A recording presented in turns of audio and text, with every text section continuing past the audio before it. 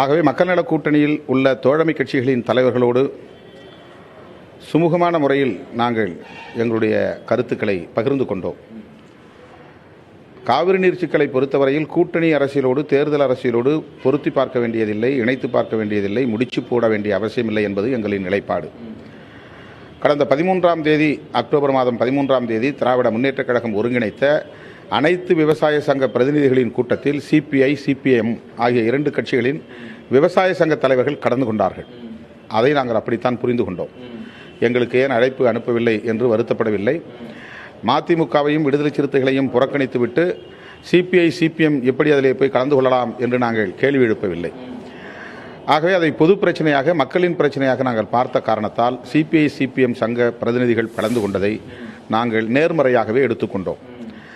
இந்த அடிப்படையில் தான் மறுபடியும் நாங்கள் கூட்டணி கட்சி தலைவர்களை சந்தித்து நாம் இதில் பங்கேற்பது அவசியமானது, ஒற்றுமையாக தமிழகத்தில் போராடுகிறோம் என்பதை மத்திய அரசுக்கு உணர்த்த வேண்டியது இப்போதைய தேவை என்று நாங்கள் தொடர்ந்து நேற்று சிபிஐ தலைவர் முத்தரசன், சிபிஎம் தலைவர் ஜி ராமகிருஷ்ணன், மதிமுக தலைவர் அண்ணன் வைகோ, இந்த 3 தலைவர்களையும் நேரிலே சந்தித்து எங்கள் கருத்துக்களை மறுபடியும் உறுதியாக எடுத்து வைத்தோம்.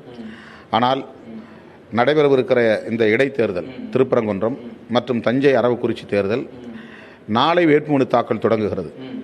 26ஆம் தேதி வேட்புமனு தாக்கல் தொடங்குகிற சூழலில் 25ஆம் தேதி திமுக கட்சி அலுவலகத்தில் நடைபெறுகிற அனைத்து கட்சி கூட்டத்தில் பங்கேற்பது மக்கள் நல கூட்டணியில் உள்ள கட்சி தொண்டர்களிடையே ஒரு குழப்பத்தை உருவாக்கும், தேவையற்ற விவாதங்களை உருவாக்கும். எனவே இப்போதைக்கு அதை தவிர்ப்பது நல்லது என்கிற தயக்கத்தை வெளிப்படுத்தினார்கள்.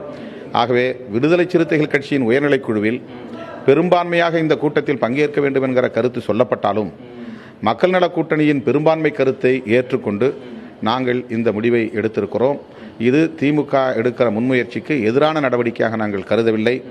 இப்போதும் அதை நாங்கள் பொது பிரச்சனையாகவே பார்க்கிறோம். மக்கள் நல கூட்டணி இந்த இடைத்தேர்தல், அதே மாதிரி இந்த தஞ்சை அரவக்குறிச்சி தேர்தலை காரணமாக வைத்து இதில் ஒரு அச்சம் இருக்கிறது அப்படின்னா, இந்த தேர்தலை முன்னிட்டு, இந்த தேர்தலை அடிப்படையாக வைத்து திமுக அப்படி ஒரு கூட்டத்தை ஏற்பாடு செய்கிறது என்கிற எண்ணம் மக்கள் நல கூட்டணிக்கு இருக்கிறதா? திமுகவுக்கு அந்த எண்ணம் இருக்கிறதோ இல்லையோ, ஆனால் தேர்தல் நடைபெற உள்ள சூழலில், வேட்புமனு தாக்கல் தொடங்கப் போகிற ஒரு சூழலில் திமுக தலைமையில் இந்த கூட்டம் நடைபெறுகிறது. இதில் கலந்து கொண்டால் பொதுமக்களிடையே வேறு மாதிரியான ஒரு சமிக்ஞையை அது கொடுக்கும் என்கிற ஒரு தயக்கத்தை, அச்சத்தை கூட்டணி கட்சி தலைவர்கள் வெளிப்படுத்தினார்கள். இப்போ மக்கள் நல கூட்டணி பொறுத்த வரைக்கும் இப்போ ஒரு முடிவு எடுத்திருக்கிற இடத்தில் வைகோ அவர்கள் தான் முதலில் இந்த கருத்தை மக்கள் நல கூட்டணி சார்பாக சொன்னார்.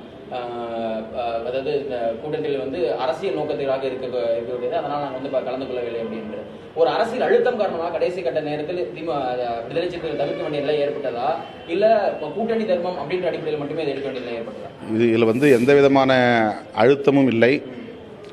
மதிமுகவுக்கு திமுகவுக்கு இடையிலே இருக்கிற உறவு நிலைகள் வேறு.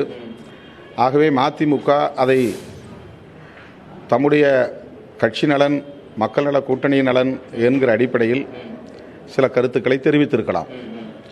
ஆனால் மக்கள் நல கூட்டணியில் இடம்பெற்றுள்ள 4 கட்சிகளும் வெளிப்படையாக கருத்துக்களை பகிர்ந்து கொண்டோம்.